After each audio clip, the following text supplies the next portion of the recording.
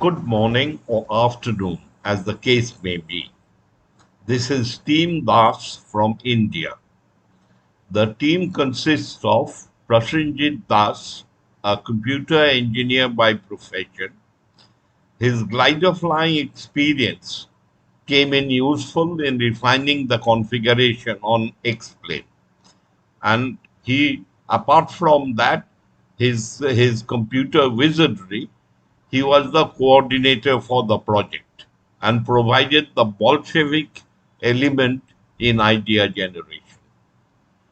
Pradyut Das is a retired mechanical engineer who cut his engineering teeth on the fallen Gnat and the HF-24 Marut and was the reactionary member of the team. Kuntal Biswas is an aviation enthusiast who is the new member of the team.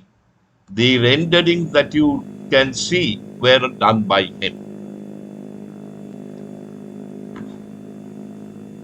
Before I begin on the presentation, let me express on behalf of the team our sincere thanks to the Royal Aeronautical Society.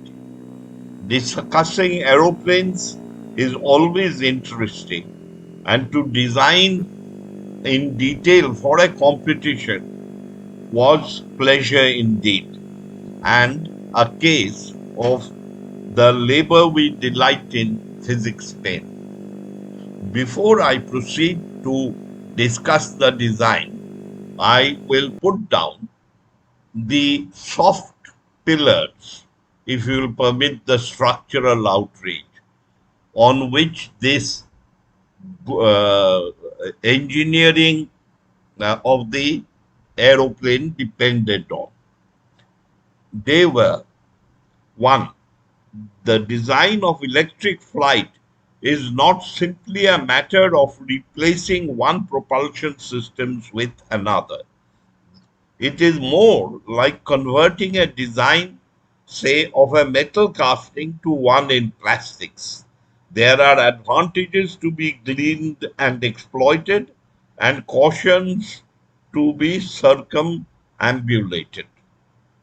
Some of these differences in electric flight versus internal combustion engine propelled flight is that there's no shift in the CG with consumption of energy.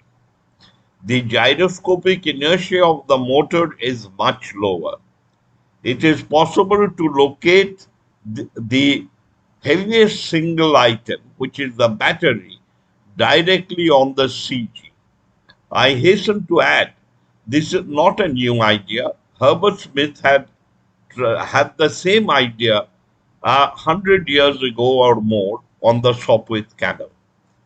The cooling drag, often as high as 30% of the total drag of certain World War II aircraft, is negligible in this case.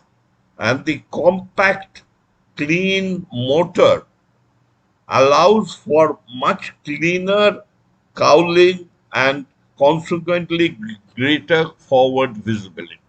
The benefits of the above, particularly with respect to the design of an aerobatic trainer aircraft, need not be elaborated.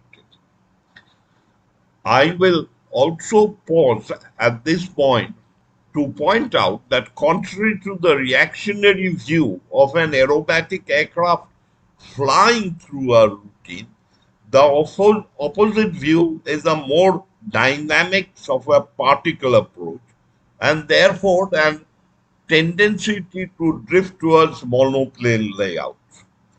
The, our feeling was that the lower cooling and cowling drag could be, we felt, traded for the higher biplane drag to give us both a good light, large wing area and a good SCP. The second pillar was to look at the old solutions to old problems transferred to the new problems of today.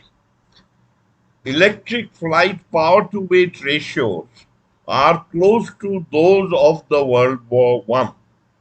The biplane was thus almost an automatic choice.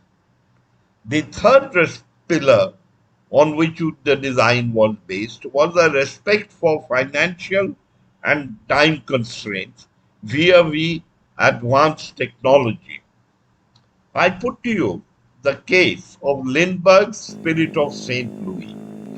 Suppose we could teletransport our knowledge back to 1927.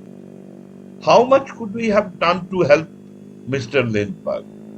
Maybe a town entering or a NACA calving with a 5 miles per hour gain on cruising speed. Let us now tighten the turn a bit. Suppose we could, along with our knowledge, we could also transport the technology and the equipment. Of course, the aeroplane would be better, and Mr. Lindbergh would arrive over Le Boucher in the afternoon, but it would be a Pyrrhic victory of sorts because Mr. Lindbergh or his backers would not be able to afford the technology even if time constraints had permitted it. What the examples I have given attempts is there is a knowledge boundary layer where if we apply high tech into low tech situations, it may be wonderful, but it will be also wasteful. With all that as a background, I will digress and say we did examine a monoplane layout, which is now shown. It is the Stingfire, but in our evaluation, the biplane was deemed superior. Now, coming to the Foxmoth, which is our submission, we started with the Bucher Jungmeister with its power loadings and wing loadings, and then we redesigned the fuselage to have side by side seating for the better teaching environment. Starting with the best man of 1940s, this has been confirmed for it continued to the Lightning T7 and the Jet Provost. The biplane layout without wire bracing resulted from a study of the Henschel 123. But at Prasenjit's insistence, the arrangement slowly evolved into a 1.5 plane. Not really a biplane, a Sesky plane, which came out from the results of the X-plane, which showed needs to refine the handling. The final results is as shown. Now I will close with the name. Hawkmoth, of course, celebrates two legendary bloodlines of this genre of aircraft, the Miles Hawk series and the de Havilland Moths, which had received universal acclaim through their physical presence, but by and by a cloud took all away. Thank you.